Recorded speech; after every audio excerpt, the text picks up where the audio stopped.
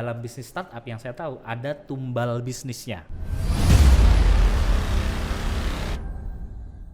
Mary kan kemarin kan baca-baca kan tentang startup kan. Mm-mm. Katanya ini ada stereotip kalau startup itu melekat banget sama namanya mentalitas bakar duit nih.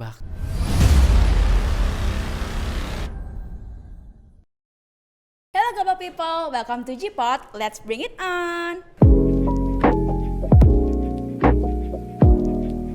Kembali lagi bersama aku Mary di podcastnya Millennial IT, World Global IT, Entrepreneurship, and of course Edukasi IT. Nah global people, kalian tuh sadar gak sih zaman sekarang itu lagi naik daunnya nih yang namanya startup gitu. Apalagi karena perkembangan teknologi yang pesat, jadinya peminatnya tuh banyak banget. Gak cuma di Indonesia tapi kayaknya di seluruh dunia kayak gitu ya. Jadi mungkin global people di rumah ataupun anak-anak SMKTIB Global Denpasar yang lagi nonton video ini mungkin punya impian nih pengen jadi entrepreneur atau pengen punya startup sendiri kayak gitu. Jadi kali ini kita kedatangan, aku ngundang, tim podcast sudah ngundang salah satu CEO startup yang meyakinkan nih, yang baru-baru nih gitu. Jadi guest kita kali ini tuh udah berpengalaman 20 tahun di bidang kreatif, di bidang art, di digital marketing, pokoknya banyak deh. Langsung aja nanti kita kepoin ya. Oke, langsung aja kita sapa Kak Sofian Hadi. Say hi Kak ke kamera. Halo, yang mana nih? Yang ini Pak, yang ini.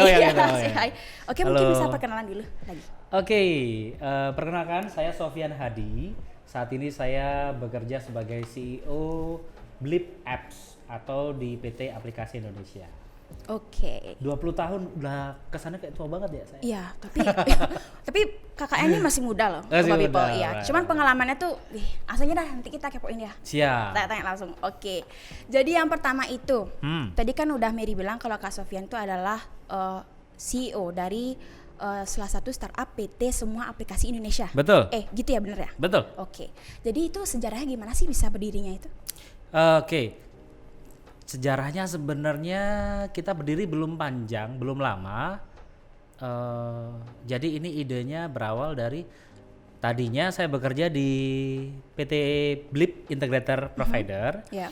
Ini bergerak di bidang internet provider. Jadi kalau teman-teman perlu internet di sekolah, di rumah, dimanapun, pasti kita menyediakan jasa tersebut. Oke. Kemudian karena ini udah zaman setelah pandemi, kita melihat bahwa ternyata potensi untuk memiliki aplikasi, sistem, website semakin besar. Karena orang juga bekerja pun sudah mulai dari mana saja dan sudah familiar dengan handphone, gadget. Iya, benar. Akhirnya PT Blip tadi mengembangkan perusahaannya menjadi perusahaan yang kedua lagi yang lebih besar. Namanya adalah Blip Apps. Oke. Nah, Blip Apps tersebut saya yang lead saat ini dari situ. Jadi sekarang ada dua nih, ada Blip Integrator sama ada Blip Apps. Blip Apps fokusnya adalah startup yang dibuat untuk membuat segala macam aplikasi, sistem, website, you name it gitu. Kita sedang kembangkan ke sana, termasuk nantinya berhubungan dengan artificial intelligence, Internet of Things gitu. Jadi semua yang membutuhkan internet itu kita bisa melayani. Jadi kalau kita di rumah mau pakai pakai perintah lampu nyala gitu, otomatis lampunya nyala. Jadi kayak Siri gitu ya, bisa bikin, berarti ngeprogramin kayak gitu ya? Betul, tapi ya kita sedang mengerjakan itu banyak hal. Nggak cuma lampu, nggak cuma bisa menggunakan Siri juga, nggak harus bikin yang baru. Kalau Siri udah bagus kan nggak harus bikin lagi. Mungkin kita nanti bikin namanya Putu gitu kan, lucu tuh, seru. Bagus sih kan jadinya Nyoman pertama gitu, di Bali gitu loh, ada yang di Bali ya. modelan Siri cuma namanya Putu kayak gitu. Putu, please turn on the light kayak gitu. Putu please turn on the light, right. Oke. Kayak gitu. Oke. Terus Bapak Kak Sofian sejak kapan sih jadi CEO? Dan kenapa sih bisa jadi CEO gitu? Ya. Oke. Biasanya kan kalau yang mungkin teman-teman tahu, CEO itu artinya membangun sebuah perusahaan. Makanya dia melabelkan diri sebagai CEO. Tapi sebenarnya di luar sana CEO itu nggak selalu dia membangun perusahaannya. Jadi C-level itu bisa jadi dia diberikan kepercayaan sebuah perusahaan untuk memimpin perusahaan tersebut. Saya yang nomor 2 nih. Jadi ceritanya gimana saya jadi CEO adalah kebetulan basic saya adalah dulu saya sekolah kayak teman-teman nih di SMK IT. Oh gitu? Di SMK? Oke. Saya SMK juga, saya lulusan SMK. SMK juga nih guys. Saya lulusan SMK. Waktu itu jurusannya programming, teknik informatika. RPL ya? RPL itu apa? Rekayasa perangkat lunak. Rekayasa perangkat lunak. Iya. Itu istilah sekarang, zaman dulu nggak ada. Zaman dulu apa yang namanya? Zaman dulu kita semua dipelajarin, jadi nggak spesifik. Oh gitu. Jadi nggak ada RPL, nggak ada TKJ, nggak ada, kan banyak tuh sekarang jurusannya. Zaman saya SMK dulu itu saya belajar programming, kemudian belajar jaringan juga, belajar desain, jadi saya pelajari semuanya. Oh berarti tuh multimedia, TKJ yang zaman sekarang Betul. RPL tuh semua dipelajari? Betul, Oh, cuman gitu. bedanya zaman dulu kalau multimedia nggak kayak zaman sekarang. Kalau zaman sekarang pakai handphone, pakai kamera kecil pun udah bisa bikin video, audio Iya, kan. bener-bener. Zaman saya dulu, ketahuan banget ya, tua banget ya, zaman saya dulu. Oh iya, belum ada. Kalau boleh tahu lulusan tahun berapa? 2003. Oh 2003, oh udah lama ya. Oke. Ya Udah silakan lama. lanjut ya. Baru pada lahir pasti. Belum lahir. Belum lahir, Ya belum mungkin ada lahir. nih yang 2004 cuma Mary belum lahir. Iya. Oke. Jadi gitu, berawalnya dari karena saya punya background macam-macam. Kemudian owner perusahaan ini membutuhkan leader. Kebetulan saya bagus di, menurut beliau ya, saya Iya. kesannya kok saya bagusnya. Saya itu di business development sama marketing. Oke. Jadi yang dibutuhkan adalah saya ini kita karena ini startup baru, kebetulan saya punya basic programming, applications, website, tralala trilili, dan saya juga suka di bidang marketing dan juga business development. Jadi saya ditunjuk, dipercayakan untuk menjadi CEO perusahaan yang baru ini, Blip Apps tadi. Gitu. Gitu. Sebelumnya saya cuma di marketing komunikasi, saya di Markom lah. Oh marketing komunikasi. Marketing Oh, communication. ya. Kemudian Oh, saya gitu. dipercaya untuk menjadi CEO. Oke, berarti ada bahan baru nih, dia berarti business and manajemennya juga berarti kakaknya juga bagus Betul. dong. Oke, nanti ya. Oke, selanjutnya nih Ya. kan sebagai CEO, kayak yang Mary tadi bilang kan banyak banget nih peminatnya nih startup nih yang mulai bikin tuh gimana sih? Bisa nggak sih Kak Sofian tuh share sama Global People di rumah gimana sih trik jitu-nya ini biar bisa naik daun nanti, biar nggak kalah deh sama yang lain kayak gitu. Oke. Banyak sih. Kita Banyak. mulai dari mana ya? Mention kayak semuanya. Kita mulai dari mana Di spill. ya? Oke. CEO sorry. Startup itu tentunya saya mengencourage semua orang untuk punya usaha sendiri. Oke. Bikin startup. Tapi pengalaman saya membuat startup itu tidak gampang. Kalau gampang semua orang punya bisnis. Betul nggak? Betul. Dan kalaupun semua orang punya bisnis, nggak semua orang berhasil. Jadi kadang-kadang kalau saya boleh sarankan adalah sebelum kita memutuskan untuk saya ingin buru-buru punya usaha, bikin sendiri, ada baiknya teman-teman mencari belajar dulu di perusahaan-perusahaan tertentu. Mungkin nggak usah lama-lama, atau cari perusahaan yang contoh seperti Blip nih, Blip Apps. Jadi tim saya, programmer, UI, UX designer, front end, back end, kita menawarkan kontrak. Kontraknya seperti ini bunyinya. Oke, kalau tim saya punya ide bisnis, mau mengembangkan sendiri sebagai bisnis startup baru nantinya, saya tawarkan untuk kerjasama lewat perusahaan saya. Nanti jika idenya menarik, financing dari perusahaan saya, dari perusahaan kami lah, bukan perusahaan saya. Financing, mentoring, incubation untuk startup, kita bantu sampai startupnya jadi, gitu. Jadi itu jalan masuk satu. Berarti modalnya ide aja gitu ya? Modalnya ide Oke. aja. Modalnya ide aja. Itu jalan nomor satu tuh, yaitu masuk ke cari perusahaan-perusahaan yang mendukung teman-teman untuk menjadi startup. Yang kedua, cari pengalaman dulu di perusahaan apapun. Contohnya, saya pengen punya startup fashion contohnya. Iya. Belajar dulu di bisnis fashion itu seperti apa. Karena saya 5 tahun di fashion, jadi di website e-commerce fashion, saya belajar ternyata bisnis fashion itu nggak gampang. Karena perlu stok lah, perlu sizing lah, dan itu kalau kita nggak belajar itu, yang ada nanti kita kebebanan stok dan itu modalnya jadi gede gitu. Nah, tips yang ketiga sebenarnya adalah sekarang itu startup itu bisa dimulai tanpa modal. Ini apa adanya, beneran. Oke, beneran Jadi, bisa, tapi beneran bisa. Oke, Kalau gimana? saya sekolah di sini, teman-teman bisa bikin website, ya udah bikin e-commerce dulu paling gampang. Kalau ternyata bisa komunikasi kayak Mary, bikin channel aja dulu, gitu. Jadi start something that you like the most dan yang kita seneng melakukan. Kemudian yang gimana cara ngakalinya biar kita nggak keluar dana terlalu gede dulu, gitu. You can always start as early as possible, tapi jangan lupa ada proses belajarnya di sana. Jangan buru-buru, oh aku pokoknya mau jadi entrepreneur tanpa tapi nggak ada belajar sama sekali gitu. Iya. Jangan sombong duluan. Ya banyak sih yang Belajar kayak dulu gitu ya. sebanyak Ya. dulu, benar. Dan ini nih pengalaman saya di startup adalah, nggak tahu nih bahasanya benar atau enggak ya. biasanya itu dalam bisnis startup yang saya tahu ada tumbal bisnisnya. Tumbal bisnis. Nah, Pak. Serem banget. Ngeri Bikin ya? startup harus ada tumbalnya, Ada guys. tumbalnya. Jadi ini bisa jadi clickbait nih Iya, dari judulnya. Terima kasih Tumbal Kak Sofyan. startup gitu kan. Oke. Tumbal startup itu seperti ini. Kayak gimana? Pengalaman dari teman-teman saya ataupun yang saya belajar dari startup dari orang yang punya usaha, wirausaha, entrepreneurship adalah kadang-kadang untuk memiliki satu bisnis yang berhasil, kita gagal di 10 bisnis. Waduh. Itu tumbalnya itu 10 bisnis tadi. Iya. Jadi sama kayak Nadim, mungkin dia nggak tiba-tiba Gojek gitu, mungkin dia udah nyoba segala macam bisnisnya. Nah, untuk mendapatkan satu bisnis yang tadi yang berhasil harus banyak proses, bisa 1, bisa 2, bisa 10 perusahaan yang ditutup.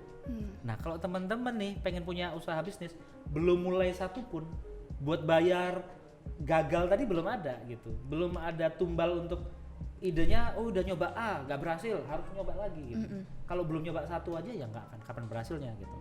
Nggak ada jam. Yang harus diingat adalah harus legowo, harus siap atas ketidakberhasilan dengan bisnis usaha sendiri, karena nggak usah khawatir, nggak usah berkecil hati, karena bisa jadi itu cuma tumbal kita untuk menjadi lebih baik.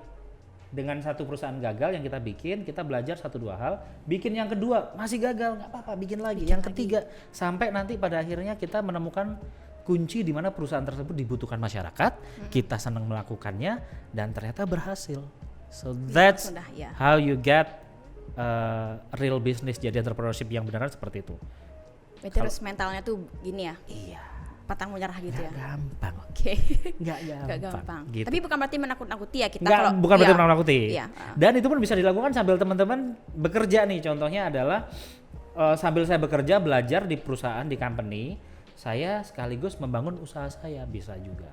Oke. Gitu ceritanya. Aku dapat pengetahuan baru sih, soalnya Mary sendiri tuh kayak belum familiar gitu loh sama startup. Jadi sekarang tahu nih gimana sama Kak Sofyan gitu. Yeah. Oke, pertanyaan selanjutnya nih.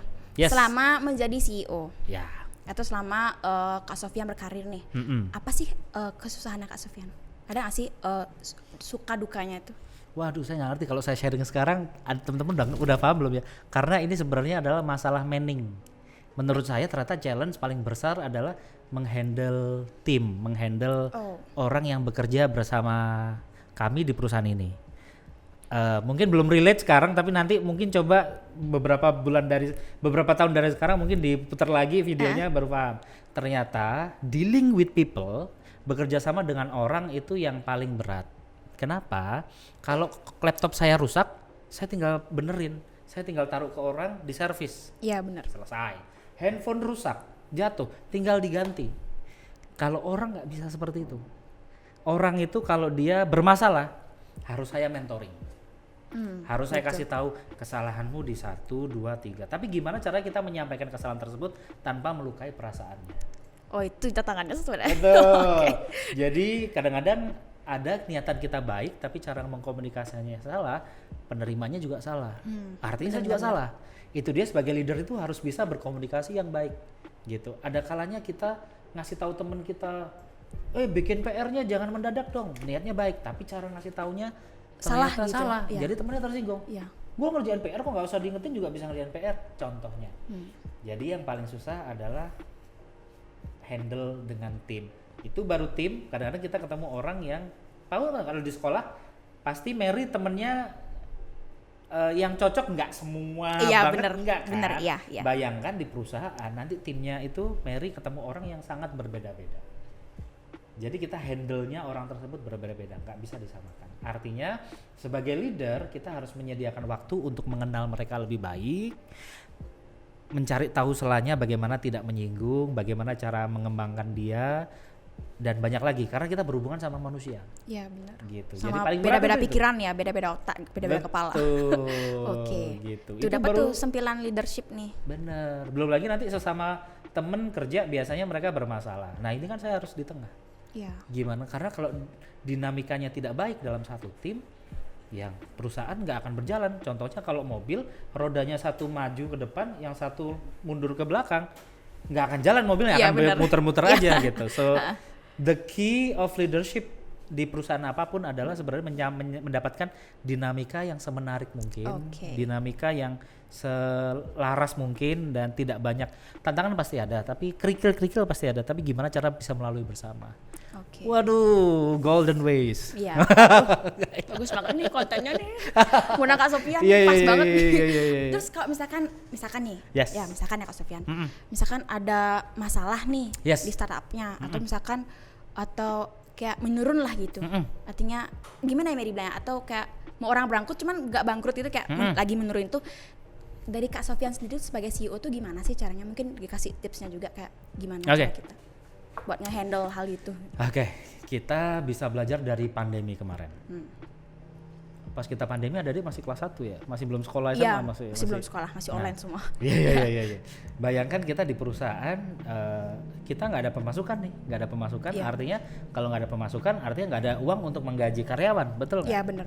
Oleh karena itu dari strategi dari awal adalah investing in the right people. Artinya gini, nggak perlu kita punya tim sebanyak mungkin, karena kan itu jadi fixed cost kalau dalam bisnis. Jadi pilih orang tertentu aja dengan multiple skill. Contoh, saya kebetulan saya sekolah programmer, tapi saya bisa graphic design. Iya benar. Saya ngedit video, saya ngerti fashion. Macam-macam lah. Iya macam-macam.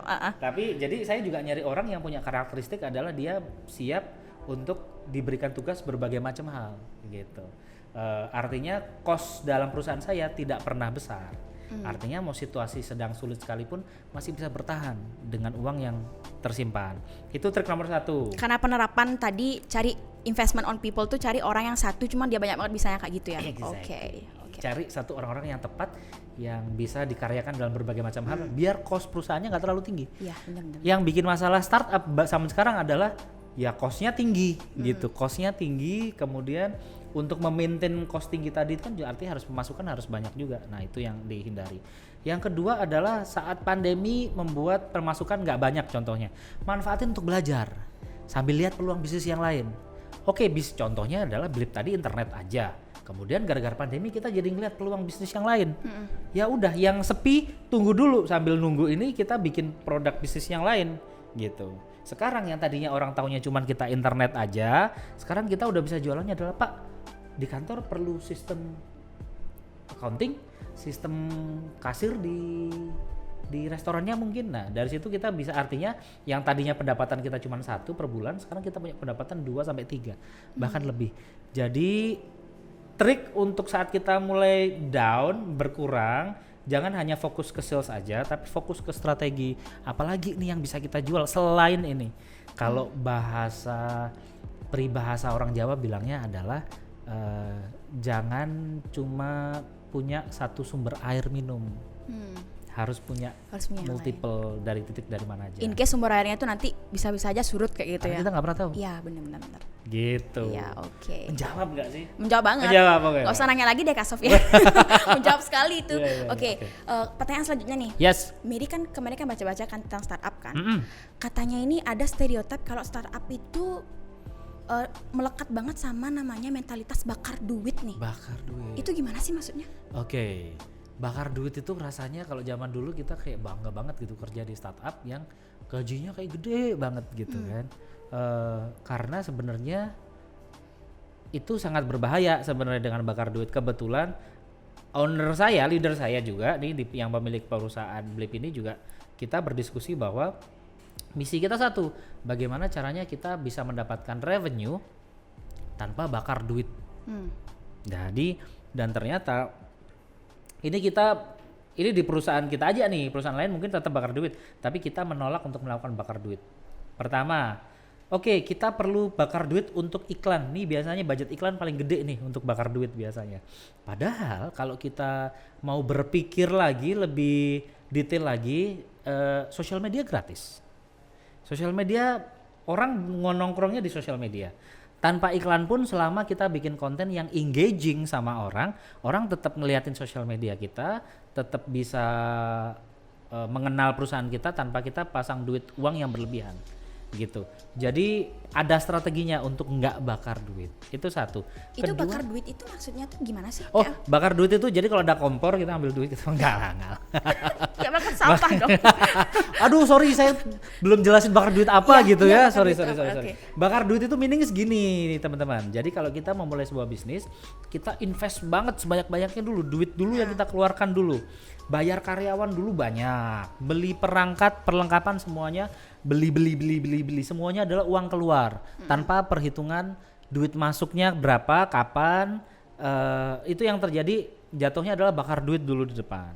Dengan misi ya harapannya perusahaan saya bisa bertahan dan mengalahkan perusahaan lain dengan cara bakar duit tadi. Oh, jadi misalkan aku naruhnya uangnya sebanyak gini, jadi nanti aku harapin kalau nanti income-nya ke aku tuh perusahaan aku tuh banyak kayak gitu ya modal. Udah pasti. Tapi yang terjadi adalah kita invest, keluarin duit dulu semua.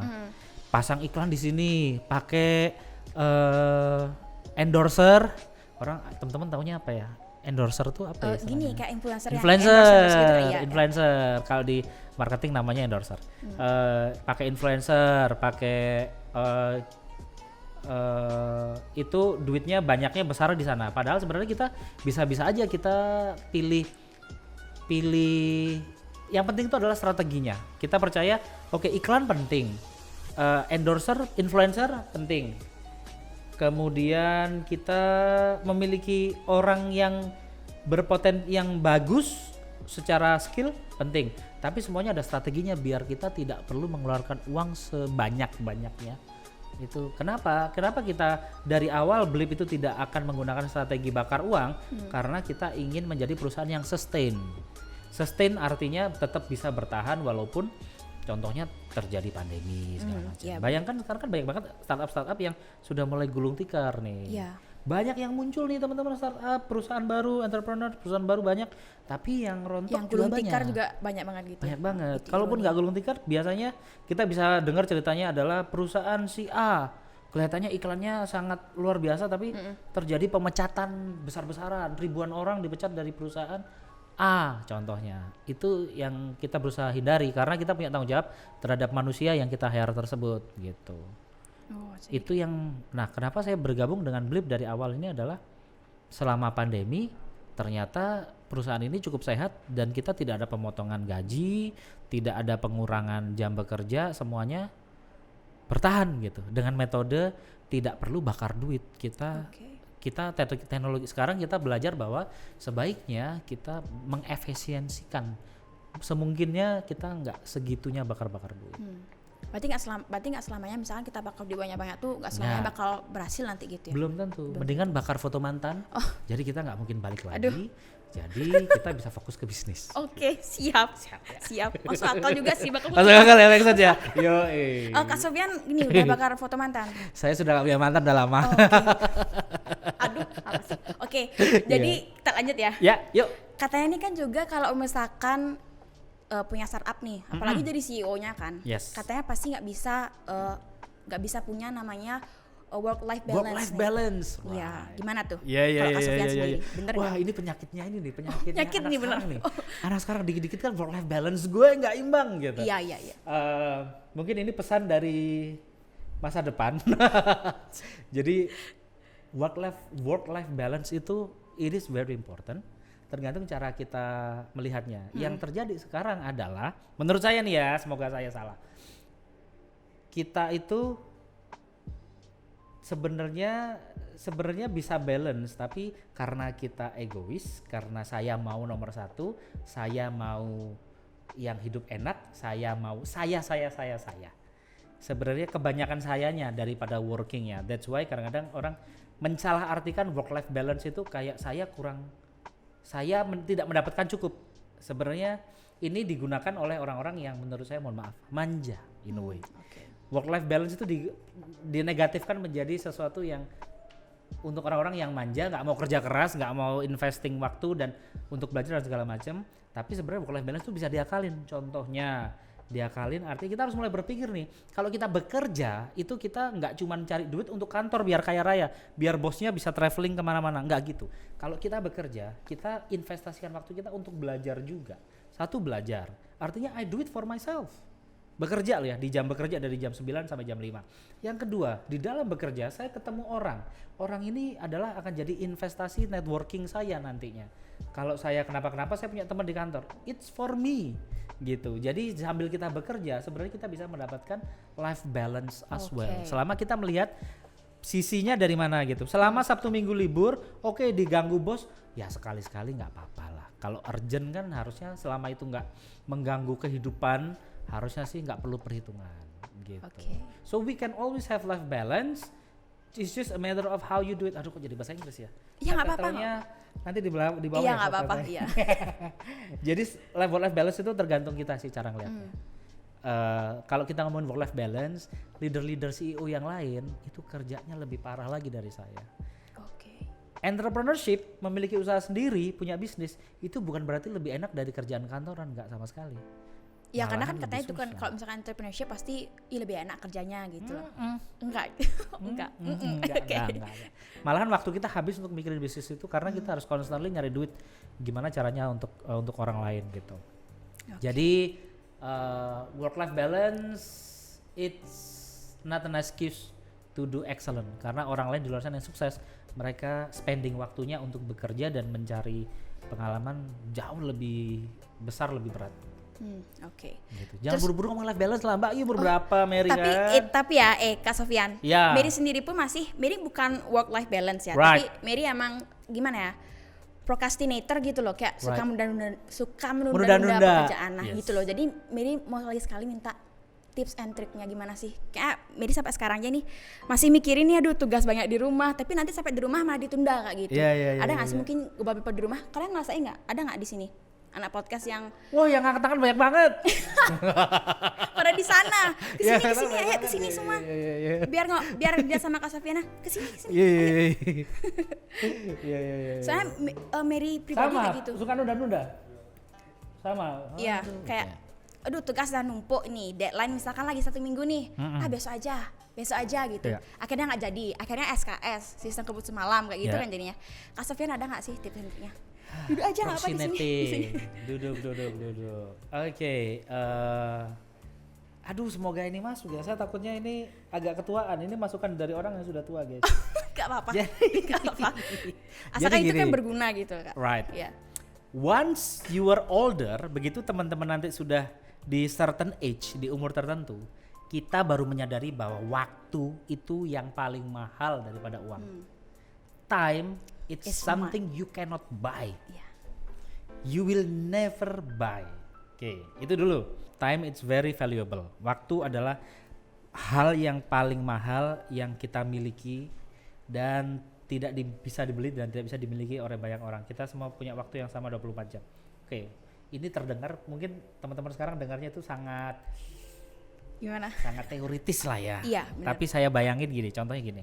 Orang yang kaya, orang yang duitnya banyak, dia nggak mau kerja di kantor. Kenapa? Karena dia memilih waktunya dia untuk keluarga, hal-hal yang dia suka. Akhirnya dia membayar orang lain untuk bekerja buat dia. Yang dia bayar itu sebenarnya bukan skillnya aja, dia membeli waktunya. So actually kalau saya punya usaha contohnya, saya daripada habis waktu untuk kerja, mendingan saya bayar orang untuk waktunya saya pakai untuk mengembangkan usaha saya salah satunya. Jadi saya membeli waktu orang tersebut. Oke, dari situ kita bisa melihat bahwa sebenarnya kalau kita nantinya waktu itu sangat berharga. Kalau teman-teman dari muda banget nggak bisa menghargai waktu, you will lose it. Tiba-tiba ingat gak, tiba-tiba kelas 1, tiba-tiba kelas 2, tiba-tiba kelas 3, bener. Tiba-tiba lulus SMA. Perasaan kemarin baru bulan Agustus, besoknya udah mau September gitu, cepet banget. Ingat kok kemarin kayak lulus SMA saya. Tiba-tiba udah bekerja gitu. Sekarang saya ngobrol di SMK ini kayak meanings kalau dari awal kita sudah belajar untuk bisa memanfaatkan waktu sebaik mungkin, teman-teman gampang jadi kaya. Karena harus melatih mengatur waktu tadi gitu. Mungkin ada yang suka ngabisin waktunya pakai game, habis buat nonton segala macam. Silakan nggak apa-apa, tapi harus tahu cara berhenti dan menyelesaikan yang prioritas. Ini yang kedua. Waktu itu berharga. Yang kedua adalah cara men-sorting prioritas. Yang penting adalah kalau bahasa kita adalah kewajiban dulu nomor 1 baru hak, benar nggak? Iya benar. Nggak mungkin dibalik. Makanya kalau ada tugas itu kewajiban, dilihat kewajiban harus beres dulu. Begitu udah beres, baru saya menuntut hak saya untuk bersenang-senang sama teman, nonton YouTube segala macam gitu. So hati-hati kalau punya kebiasaan membuang-buang waktu, menunda-nunda. Kecuali teman-teman memang gue nggak mau sukses nih, nggak mau sukses, mau santai aja lah, silakan. Tapi kalau mau sukses, belajar mengatur waktu sama prioritas mulai dari sekarang. Oke. Agak susah, tapi iya susah banget. Soalnya tipe-tipe last minute kan. Iya benar-benar. Nanti di perusahaan nih teman-teman kalau udah lulus sekolah, kita bisa ngeliat orang mana sih yang dia punya drive untuk menyelesaikan pekerjaan yang lebih cepat daripada yang mepet-mepet deadline. Pengalaman saya yang kerjaannya suka mepet-mepet deadline, ini biasanya deadline-nya mundur. Karena dia nggak menyadari bahwa sebenarnya di antara pekerjaan satu sudah ada antrian pekerjaan yang lain. Semakin ditunda, semakin numpuk di belakang dan nggak akan berhasil. Nggak akan selesai. Exactly. Imagine kalau kerjaannya 10, kita udah iris tipis-tipis dikerjain dulu pelan-pelan satu-satu. Tapi konsisten, nggak ada yang mundur semuanya. Karena biar jadi nggak kayak domino effect. Domino effect. Domino effect. Tahu domino nggak? Domino ya, yang papan. Iya. Begitu diklik, semuanya jatuh. Oh. Nah, sekali kita menunda pekerjaan, ini semuanya akan fail ke belakang. Oh, oke, ngerti. Gitu. Satu gagal, semua ke belakang gagal. Mau di stop di tengah pun ini udah terlanjur gagal, agak susah. Satu aja dijatuhin gitu ya? Semuanya. Aja, menunda satu aja tuh guys. Iya, benar banget. Ini teorinya, saya zaman sekolah dulu juga suka menunda-nunda sih, tapi paling nggak saya belajar gitu. Maksudnya saya akhirnya menyadari bahwa sebenarnya sayang banget gitu, waktu yang selama ini bisa saya manfaatin untuk cari ide bisnis, ngembangin usaha, lihat dengerin podcast yang bermanfaat, saya habisin untuk hal-hal yang nggak manfaat gitu. Contohnya itu rugi banget ya. Buat diri kita sendiri aja sih, nggak buat orang lain kan ya. Betul. Untuk diri kita sendiri. Betul. Oke. Begitu semakin kita, ini bocoran dari masa depan nih buat teman-teman. Semakin tua, semakin berada di posisi yang paling atas di sebuah perusahaan, pekerjaan nggak tambah dikit, tambah banyak. Boro-boro kita mau menunda, kita mau menyelesaikan pekerjaan yang ada aja, itu kadang-kadang terseok-seok, nggak kepegang. Nah, kalau kita nggak terbiasa memanage pekerjaan dengan baik, lupakan. Teman-teman nggak akan ada di posisi atas. Karena kerjaan semakin lama nggak tambah gampang, tambah banyak. Gitu. Oke. Itu deh, padahal kata-kata orang tuh, jadi bos enak gitu. Yoi. Tapi sebenarnya, otaknya nih, kusut otaknya gitu ya. Oke. Jadi itu dia tadi sedikit tentang startup ya. Yes. Ya untuk mungkin kalian di sini yang belum tahu startup kira-kira udah kebuka nggak pikirannya? Udah kayak gini gak? Udah. Gitu. Oh, 5.000 jempol. Right, 5.000 jempol. Semuanya naik jempolnya kayak gitu ya. Jempolnya satu orang 4 dihitung ya. Tapi Mary sendiri benar-benar gini. Mary sendiri benar-benar kayak gimana ya, baru tahu ternyata startup kayak gini. Nggak sesuai ekspektasi gitu. Soalnya Mary ngiranya tuh startup tuh orangnya tuh tinggi gitu ya. Artinya saya santai pendek. kayak gitu. Enggak. Tinggi ganteng gitu. Maksudnya bukan gitu Kak Sofian. Enggak kayak gitu ya. Maksudnya Mary tuh kayak maksudnya orangnya tuh santai gitu. Aku tinggal nyuri-nyuri, ternyata rumit juga gitu ya. Enggak, sama sekali enggak. Oke. Kerjaan yang nyantai itu apa ya? Enggak ada sih. Enggak ada kayaknya kerjaan. Enggak ada. Jadi murid susah, jadi guru susah. Jadi CEO susah. Ya. Punya startup susah. Saya pikir ini di luar ini ya, boleh dipotong, boleh dimasukin. Kemarin saya ketemu Nicholas Saputra. Siapa? Nicholas Saputra. Enggak tahu Nicholas Saputra. Oke. Nicholas Saputra itu selebriti siapa? Indonesia. Ada yang tahu?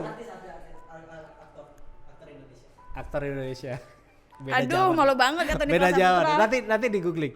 Saya pikir pekerjaan paling enak itu jadi selebritis. Iya benar. Artis. Jadi artis. Iya benar. Benar ya? Iya. Jadi artis papan atas. Papan atas tuh literally dia di posisi A-lister. Nicholas Saputra, begitu ketemu saya, dia nggak mau makan, nggak berhenti orang minta foto. Saya nggak kebayang nih, saya bisa sabar nggak ya gitu handle orang. Yang saya pikir kerjaan paling gampang pun, terkenal, duitnya banyak segala macam, nggak enak ternyata. Saya keinginan jadi artis jadi nggak jadi lagi deh. Oh gitu. Berarti Kak Sofian dulu punya mimpi buat jadi artis gitu? Nggak sama sekali. Okay. Meaning nggak ada kerjaan yang gampang dan enak yang ideal buat kita itu. Mungkin ada someday gitu, tapi sebenarnya jangan jadikan alasan untuk tidak melanjutkan bekerja di satu perusahaan hanya gara-gara pekerjaannya terlalu berat, terlalu tidak imbang life balance-nya. Jangan pakai alasan itu. keluarlah dari perusahaan dia alasannya adalah lingkungannya toksik, mungkin terus pembayarannya nggak lancar, sesuatu yang non profesional, silakan resign gitu. Kalau urusan kerjaannya susah banget, jangan, semua bisa dipelajari kok. Oke, terima kasih Kak Sofyan. Mantap. Oke, mantap. Jadi mungkin Mary agak sedikit pindah ya dari startup ya. Mary kemarin sempat stalking nih Kak Sofyan. Wow. Pernah dapat award winning fashion e-commerce gitu ya. Itu tahun berapa Kak? 2000 berapa itu? 2018. I think so. No. 2016. 2015 kayaknya. Oke, itu fashion e-commerce tuh bisa dapat award tuh. Kak Sofyan jadi kreatif direkturnya kan? Betul. Oke, itu ngapain aja sih? Oke, zaman sebelum ada Shopee, Tokopedia dan kawan-kawan. Ya. Zaman dulu kala. Kita itu banyak e-commerce untuk jualan website. Website yang kebetulan tempat saya bekerja itu menjual semua baju untuk wanita. Harganya di bawah 100.000. Jadi namanya website adalah belocepek.com waktu itu. Di sana kita membuat website yang modelnya, kalau zaman sekarang kan semua modelnya kan bule. Kita nggak mau, kita menolak pakai model bule. Satu, kedua kita pilih model yang orang Indonesia pembawaannya, ada yang gemuk, ada yang kurus, ada yang tinggi, ada yang pendek, ada yang hitam, ada yang putih, ada yang coklat. Jadi kita mix gitu. Jadi konsep kita udah dari awal udah nggak pingin jadi fashion kayak di luar negeri. Itu di tahun 2016 tuh ya? Wow, oke. Yang kedua kita membuat aplikasi di mana orang bisa memilih baju yang kita jual di mix and match. Kalau mungkin Mary tahu permainan game zaman sekarang adalah masuk pakein baju, pakein ini, zaman dulu belum ada. Kita yang pertama itu bikin game di handphone. Bukan yang pertama lah ya, paling nggak di Indonesia belum populer game-game seperti itu. Kita yang membuat gitu. Jadi orang interaksi nih, pakai atasan pink, bawahan coklat, kemudian dia bisa klik, oh saya suka looksnya, bisa langsung dibeli saat itu juga di e-commerce. Gitu. Jadi kita bisa dibilang waktu itu cukup inovatif lah untuk website e-commerce, sampai mikirin sedetail itu. Untuk meningkatkan engagement dengan pembeli, kita membuatkan game yang menyenangkan buat orang. Lumayan banget tuh, apalagi di tahun 2016 kan. 2016. Jarang lah yang kayak gitu ya. Betul. Itu di mana tuh gininya? Apa namanya? Awardnya tuh di Jakarta. Oh, di Jakarta. Iya, waktu itu bersama banyak entrepreneur yang lain. Sebenarnya dengan inovasi-inovasinya perusahaan kami menjadi salah satu yang menang dari itu, dari bidang fashion. Gitu. Itu Bapak Kak Sofyan ada gininya, ada timnya? Ada. Ada timnya banyak dan ya nggak mungkin saya satu-satunya lah. Iya sih. Bener. Kan ada programmernya berarti kayak gitu kan. Betul. Yang punya ide juga ada.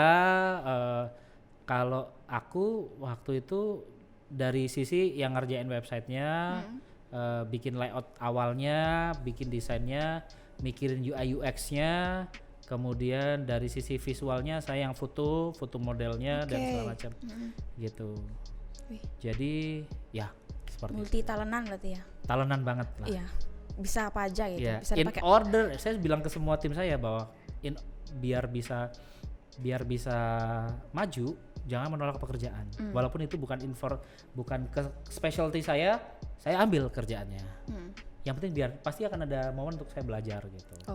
Dulunya saya penyiar radio. Aduh. Ya. Penyiar radio juga ternyata guys. Pantes nih ngomongnya kalah aku ngomong. Kalah ngomongnya. You're doing great. Tuh penyiar radio dulu di mana? Hard Rock Radio. Aduh. Jadi segala macam udah saya coba nih, mau apa saya udah coba semua. Terus gitu.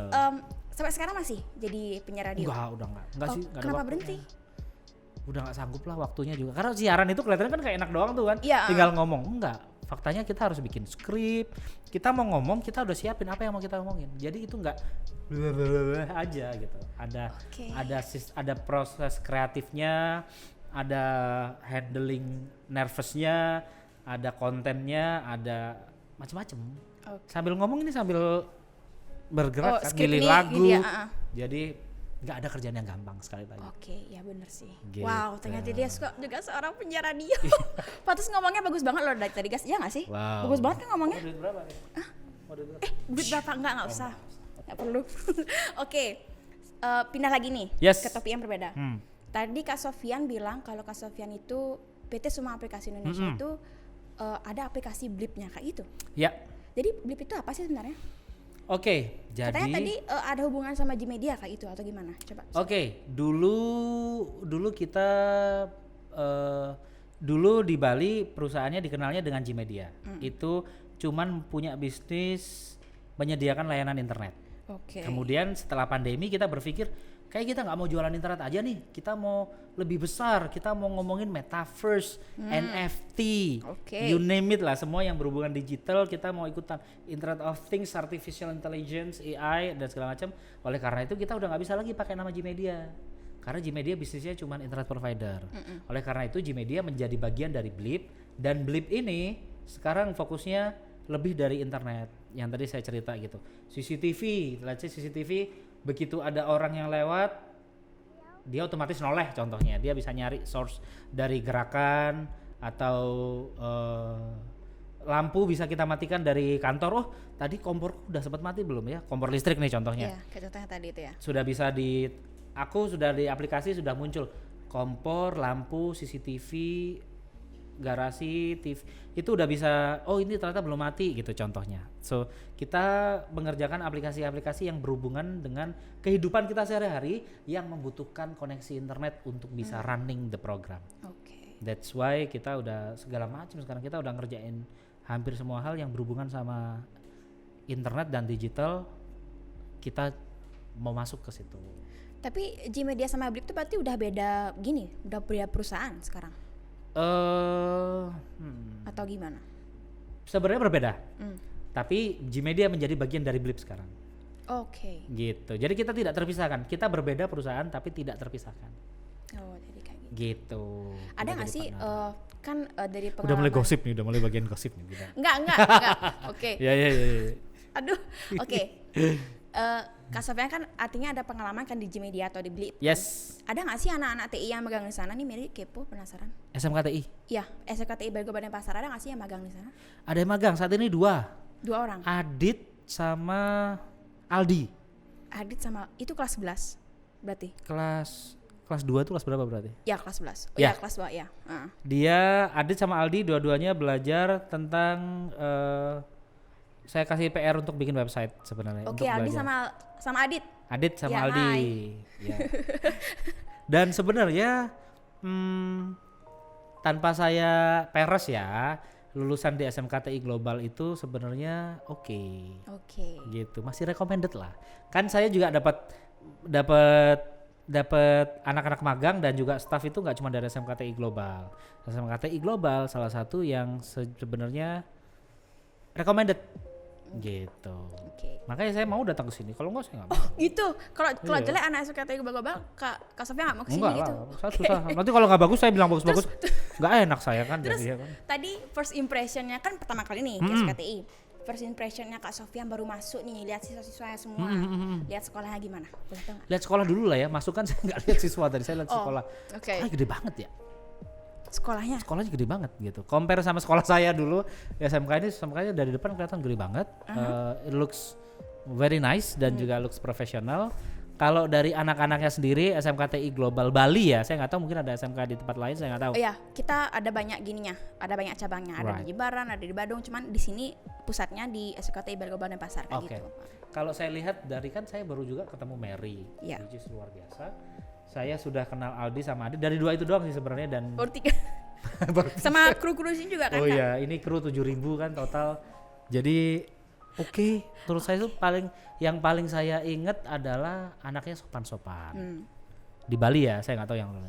Anaknya sopan dan pemalu, kekurangannya pemalu, punya masalah komunikasi, tapi paling nggak pertama sopan aja dulu. Dimanapun teman-teman, yang paling pertama itu mau nggak pinter-pinter banget, yang penting sopan. Udah nomor 1 ya attitude itu ya? Oh iyalah, attitude it's the key, nomor 1 lah. Yang kedua bisa menyelesaikan tugas dari saya, jadi artinya secara walaupun cuma basic ya, yang saya tahu saya lihat nilainya kan, transkrip nilai ternyata sudah dapat basicnya, begitu saya lempar kasih tugas ternyata bisa menyelesaikan. Dalam waktu 2 minggu mereka sudah punya website sendiri sekarang. Gitu, the whole website ya. Gitu, karena tugasnya saya kasih adalah kamu bikin website dulu, dari A sampai Z, tapi nggak cuma website. Bikin website mah gampang. Saya minta website yang presentable, yang bisa dijual, yang nggak malu-maluin kalau diupload. Oke. Dan ternyata bisa. Hanya di 2 minggu loh. 2 minggu. Aduh. Belum juga lulus SMK. Gitu. Artinya orang-orang di sini oke lah. Oke. Ini kayaknya ada deh anak RPL. Mana anak RPL? RPL. Ini katanya bisa bikin gini loh website 2 minggu. Kamu bisa? Websitenya pakai apa dulu? Pakai apa dia? Oh dari nol, nggak pakai CMS atau? Oh nggak sampai CMS lah. Oh enggak ya? Nggak. Preview aja dari halaman depan, profile, nggak perlu lebih page. Profile website. Profile website bisa. Oke. Atau lebih cepat. Kayak lebih cepat deh. Kau bisa 1 minggu kan? Iya. Kalau nggak isi database aja. Oh enggak sih. Sekarang lagi belajar database. Bisa kalau ditanya. Bisa dia. Emang anak TI itu emang bisa lah. Nah itu kadang-kadang kita itu punya namanya dinding. Jadi kita sudah membatasi diri kita untuk kayaknya aku nggak bisa. Nah itu yang harus dirobohin. Anak muda sekarang itu pokoknya apapun yang kayaknya nggak bisa aja dulu. Gitu. Oke. Maybe you will surprise yourself loh. Mungkin saya kaget. Oh ternyata aku bisa ya. Itu cara ngetes diri sendiri. Gitu. Oke. Terus sekarang pindah lagi nih. Pindah kemana kita? Enggak, pindah questionnya. Oh iya. Aduh Kak Sofiani kebanyakan gini ya. Iya. Tapi bikin gak nervous sih jadinya. Jadi nyaman gitu loh ngomong sama Kak Sofiani. Siap. Jadi Minum dari dulu. Iya nggak apa-apa. Oh iya. Siap. Aduh tunggu. Jadi beneran Mary kalah ngomong nih. Soalnya sama punya radio soalnya mata punya radio. Iya kan mantan kan pasti ngomongnya tuh energi banget gitu. Right. Iya. Oke, jadi kembali ke topiknya. Yes. Dari sudut pandang seorang CEO yang punya startup, seorang yang udah berpengalaman lama di kreatif industri, di marketing, di dunia digital lah. Menurut Kak Sofiani, internet ini bahaya nggak sih buat masa depan? Karena ironinya tuh kan internet tuh memberikan banyak manfaat untuk kita. Cuman nggak sedikit juga, nggak banyak gimana? Cuman banyak juga orang yang dijatuhkan. Iya, jadinya dia tuh rugi karena internet gitu. Menurut Kak Sofian gimana?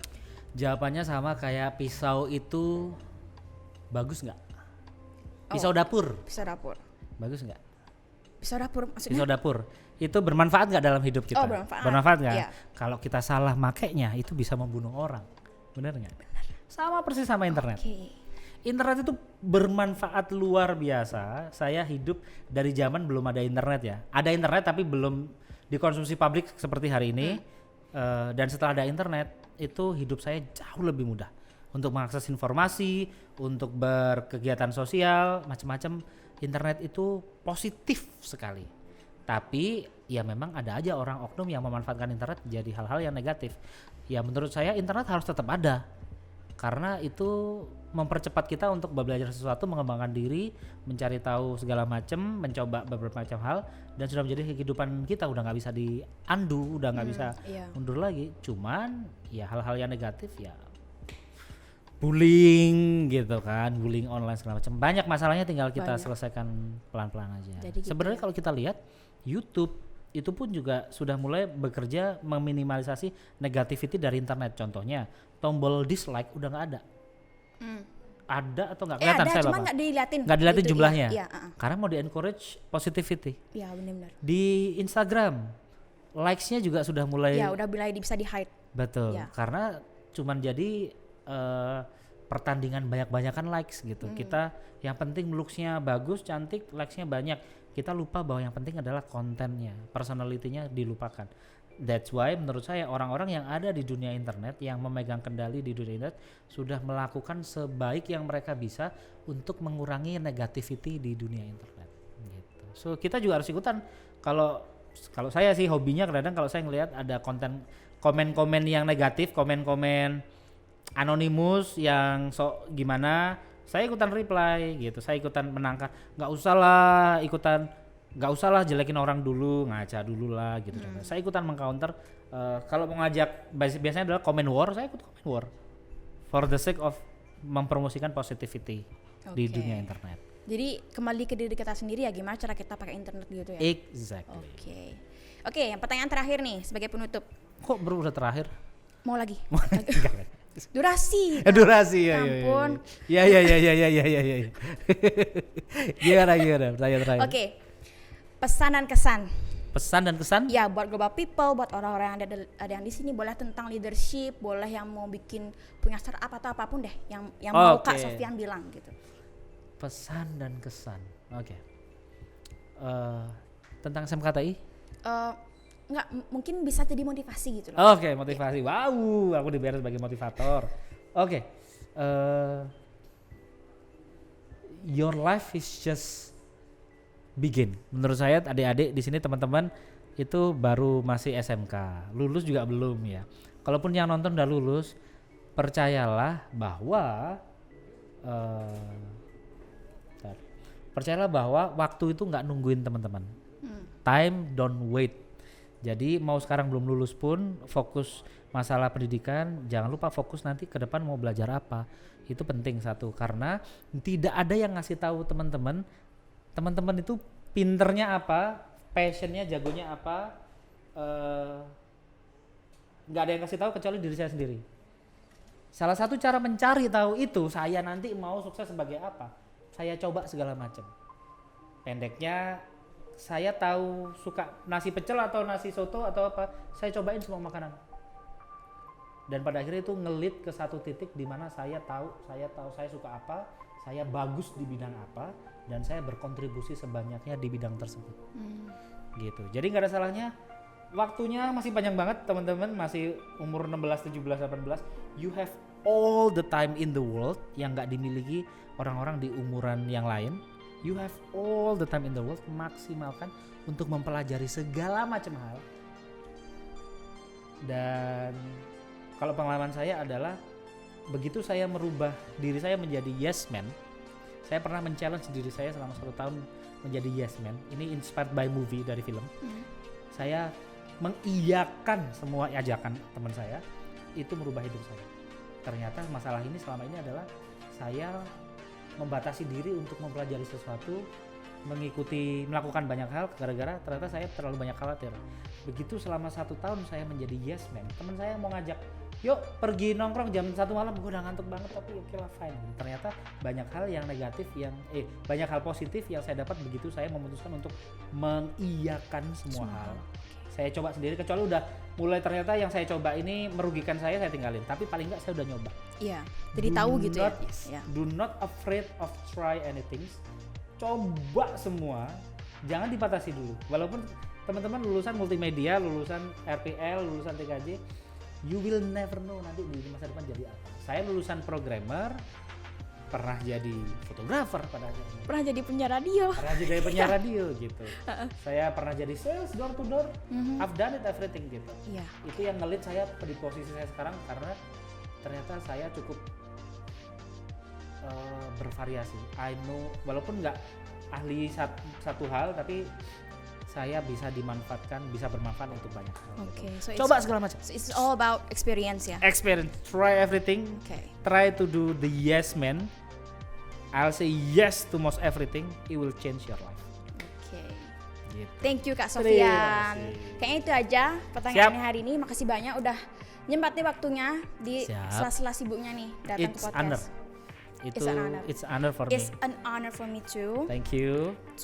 Buat ngomong sama Kak Sofyan, sosok Kak Sofyan. Oke. Siap. Oke, Global People, jadi itu dia sesi kita kali ini. Kalian jangan lupa like, comment, dan subscribe. Atau kalian boleh share video ini. Mungkin yang tadi pengen punya startup, yang perlu motivasi nih, boleh banget nih di-share ke teman-teman kalian.